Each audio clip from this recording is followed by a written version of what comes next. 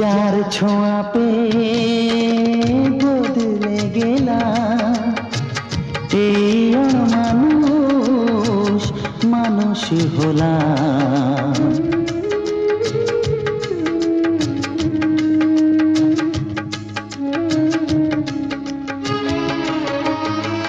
যার ছোঁয়া পেয়ে বদলে গেলাম, এই অমানুষ মানুষ হলাম।